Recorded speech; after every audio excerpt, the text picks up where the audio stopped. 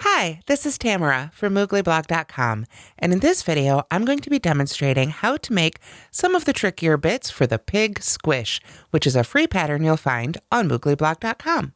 Please go to the link in the description, or you can simply search Moogly Pig Squish, and it should come right up. To make this pattern, we'll be using an 8mm crochet hook. This one happens to be by Susan Bates. And we'll also be using Bernat Baby Blanket and a little bit of Bernat Blanket Ogo. But you can choose any of the Bernat Blanket yarns to make this as long as they are the same size. You want the one that's rated a 6, not a 7. In addition, we'll be using safety eyes. We've got two sizes here. 24mm for the eyes, you can see here, and 14mm seen here in our nostrils. And of course, we also need our usual crochet supplies, scissors, and a yarn needle. For this project, I like to use these large finishing needles as they stretch a little bit more to accommodate the bigger yarns. Finally, of course, we need some stuffing. You can use regular loose poly-fil or regular stuffing, or you can use a pillow ball like this. And I'll be showing a little bit more about that later in the video. The finished size of this Pig Squish is approximately 10 inches across, excluding the feet and ears and other little bits like that. First, let's take a quick look at the finished Pig Squish. This pattern has a lot in common with the bunny squish and the squishes before it. It's simply half double crochet worked in spirals down for the body, and then we work the same thing out for the belly, adding the feet until finally we whip stitch the belly to the body. If you look really closely, you can see that line right here, but it's in the same color, so it disappears pretty well. I did use a contrast color for the feet, the snout, and the inner portion of the ears. Again, you can pick whichever colors of Bernat Blanket you like to customize your own little squish here. The final thing you can't really see in the other pictures is this cute little curly Q tail. So in today's video, I will be going over the tail, the feet, the snout, and the ears, which are the unique pieces that I use to make this Pig Squish.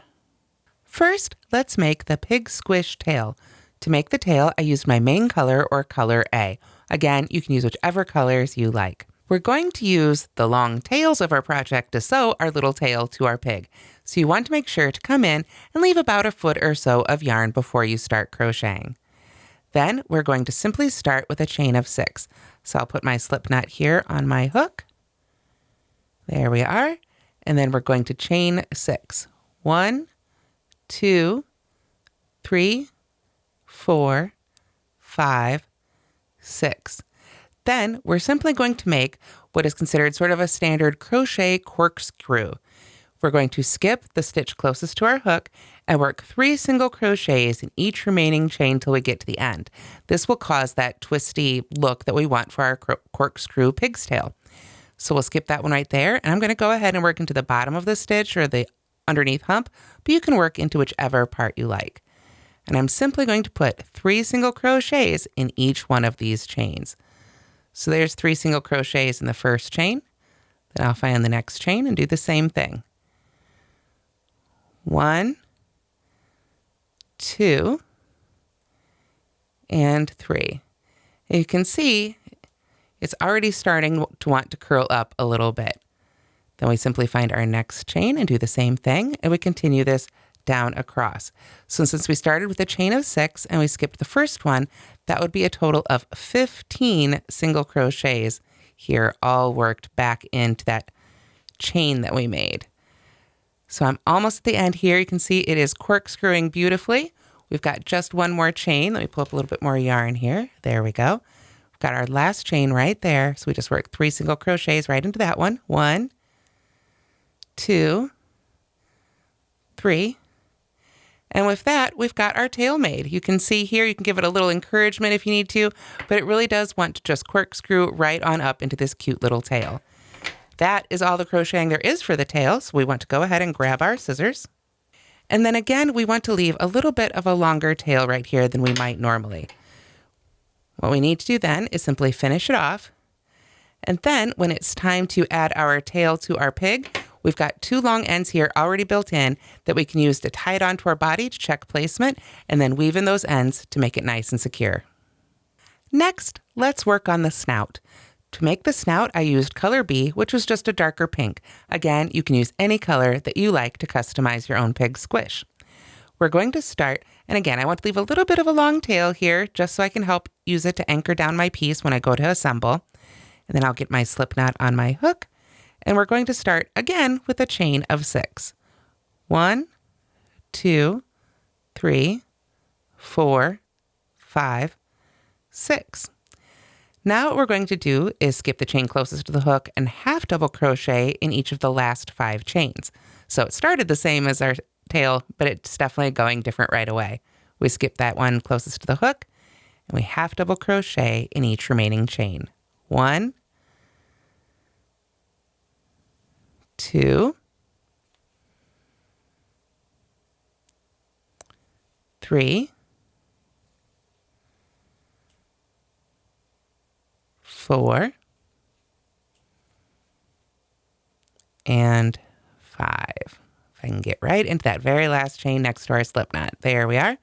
So for row 1 of our snout, we simply have 5 half double crochets. The next bit for our snout, though, is going to be a round where we work all the way around. So first things first, we turn and chain 1, and then we half double crochet in those 5 stitches we just made. Get that little fuzzy out of the way there. Alrighty, so right back in that first stitch. 1, 2,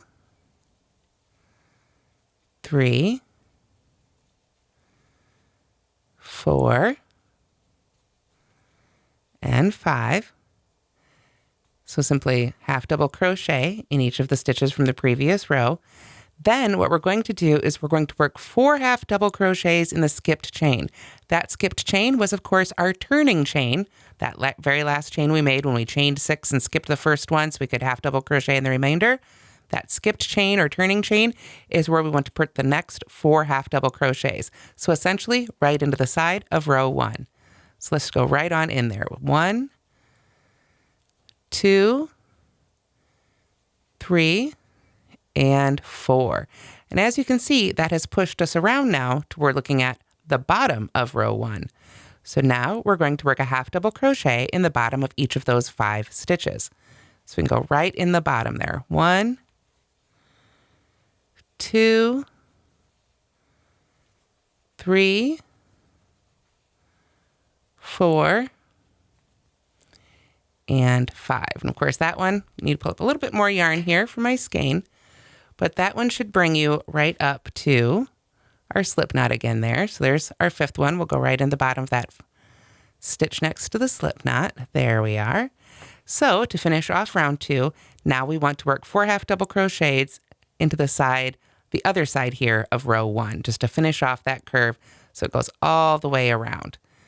So we'll sort our yarn out here, find that end of row 1, and just go right in there with 4 more half double crochets. So there's 2, 3, and 4. And then what we're going to do is we're going to go ahead and break our yarn before we join. And we want to leave a long tail here because we're going to use this tail to do the majority of our sewing right around our snout. So to determine how much yarn to cut, I like to just go around the project that I'm going to be sewing on about 2.5 times or so. That's usually more than enough yarn to sew in with. I can cut my yarn. And now I'm simply going to carefully pull this tail end all the way on through. There we are. And then I'm going to grab that finishing needle and put our end right on there. You can see how it's a lot easier with these big, thick yarns. And then I'm simply going to seamless join. So I'm going to find the top of that very first stitch we made here when we started working all the way in round 2. Go under those top 2 loops with my needle and just gently pull that through and go right back down into that final stitch that I came out of. And this will just create a really nice, smooth oval. If I can get that tucked in there, there we go. There we are, to make a really beautiful oval shaped snout. And then when I go to sew it onto my body of my pig, I can just use this long tail to sew all the way around the outside. And I can use this little one to help anchor it down as well. However, before you go to sew it onto your pig, you'll want to go ahead and add those safety eyes for the nostrils. If you don't want to use safety eyes, you can use buttons, or you could use, embroidery with another color of yarn, whatever you want to do. I like to use safety eyes right here. I've got a couple of 14 millimeter safety eyes, and basically I just kind of stick them kind of on the opposite ends here of row 1. You can eyeball it and sort of move them in and out however you like to do them. But once you've had them in place, simply push the back on down, and those will be nice and secure when it's time to sew it onto the body. Now it's time to make our ears. We'll need 2 ears, and each ear is made of 2 pieces. The first piece in our color A. Again, I'm going to leave a long tail. Whenever I make amigurumi, it's really handy to leave those long tails for sewing our pieces on and just help anchoring them down while you figure out whether or not they're in the right spot. So I've got a slip knot on my hook, and I'm going to chain 8. 1, 2, 3, 4, 5, 6, 7, 8. Then I skip the chain closest to the hook and single crochet in the chain after that. Half double crochet in the next chain. And then simply double crochet in the 5 remaining chains. 1,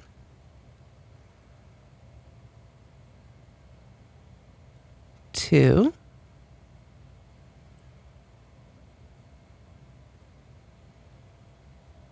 3,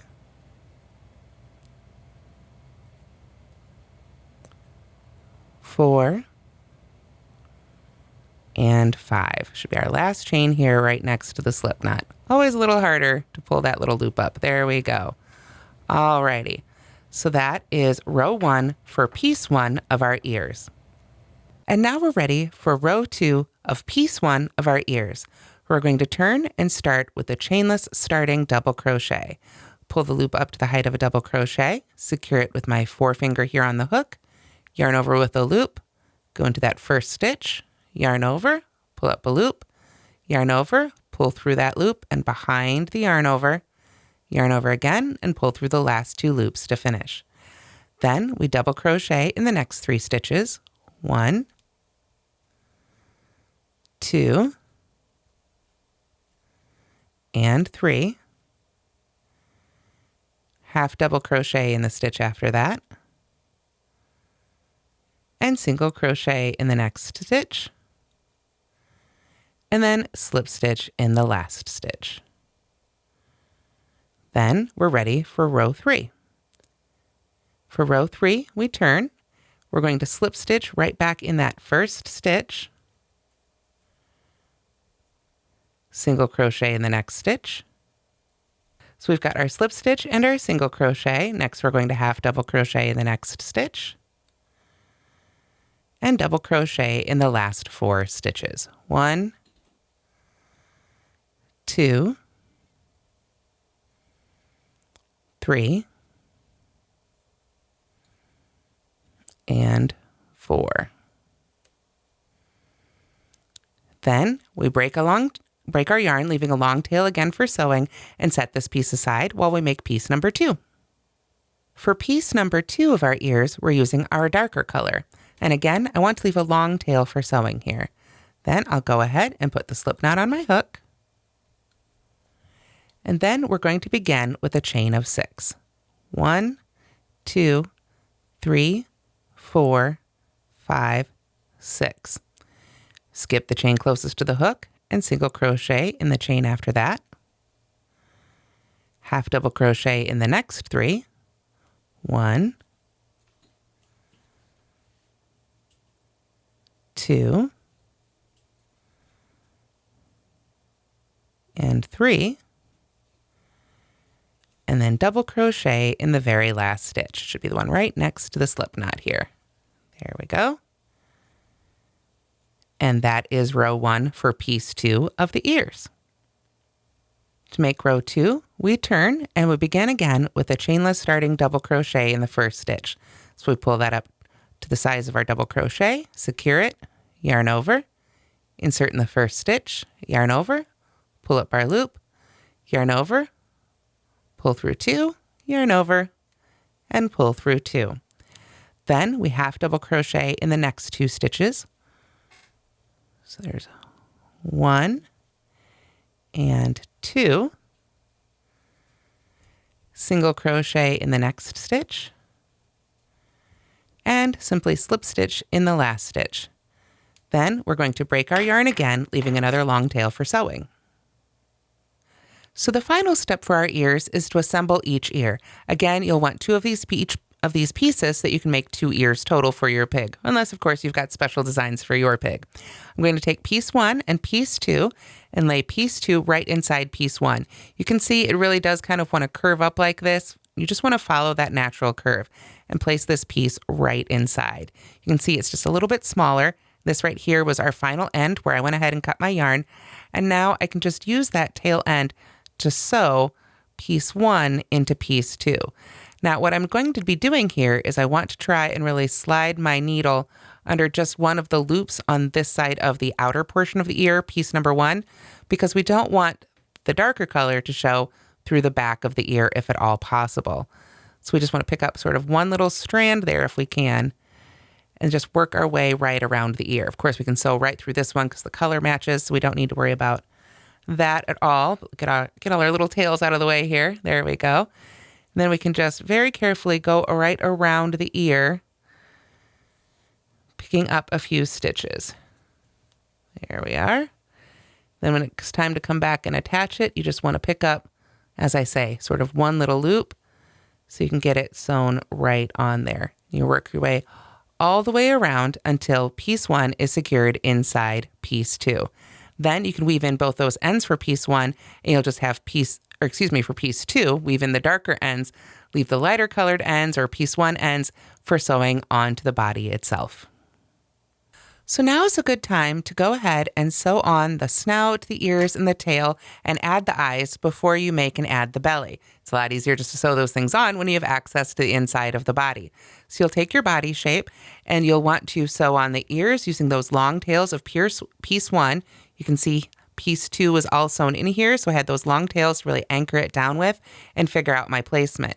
So I sewed on the ears using those long tails to opposite sides, sort of around rounds 5 through 7 here if you count down from the top. Again, you can adjust those for your own personal taste.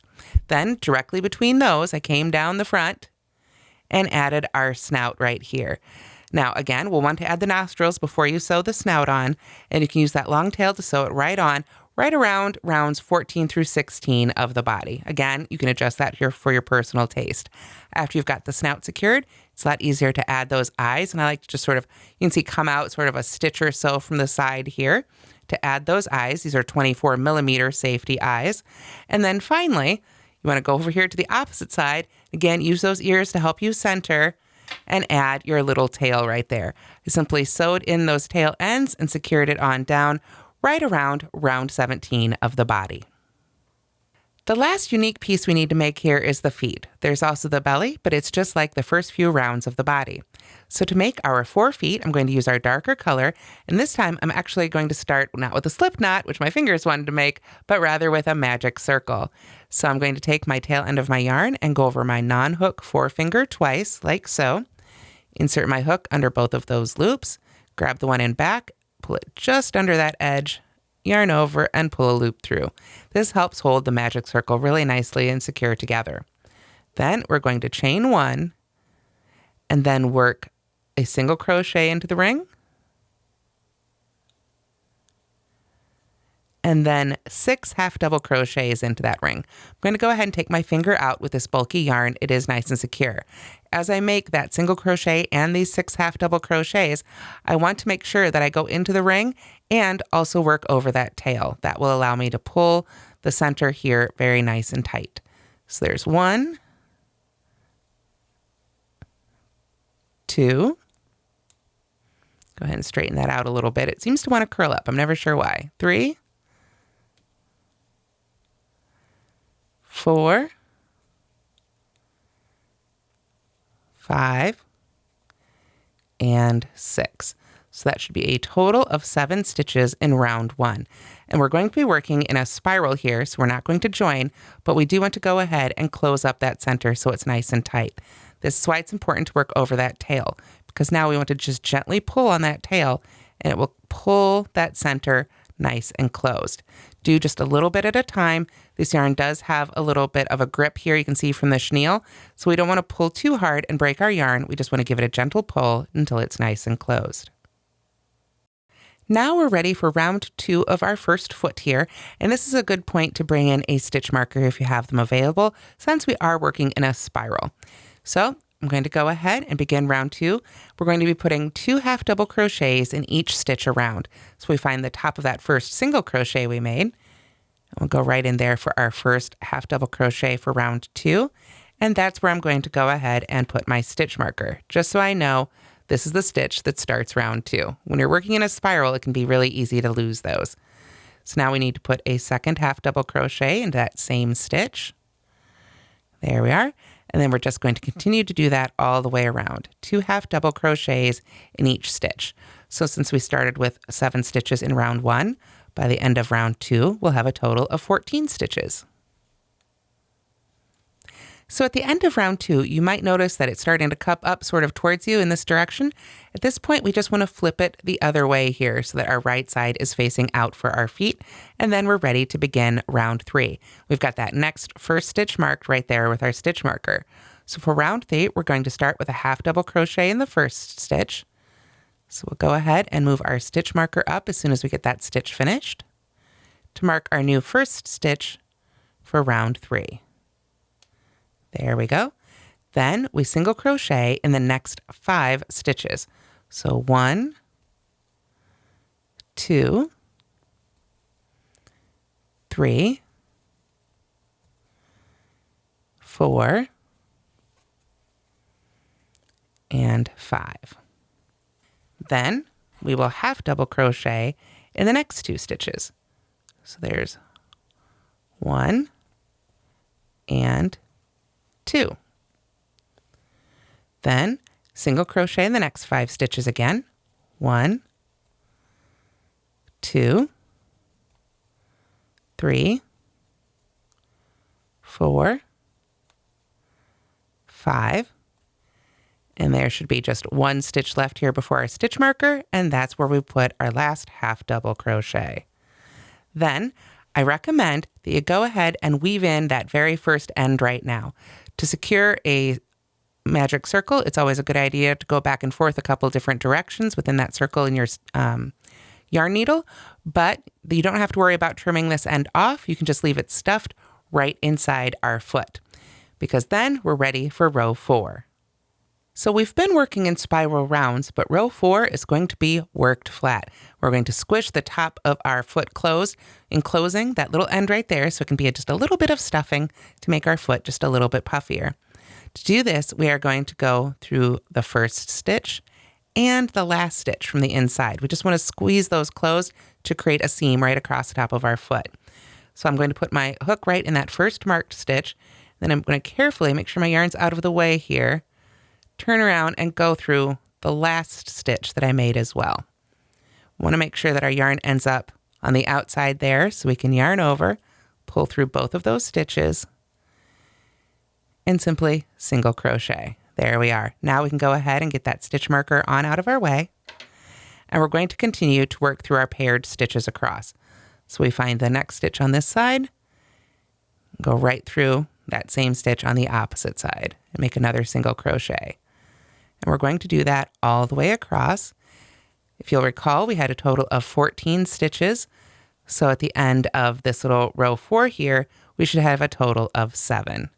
7 pairs to work through. So I'm most of the way across. You can see that tail end added just a little extra puff there to our little foot.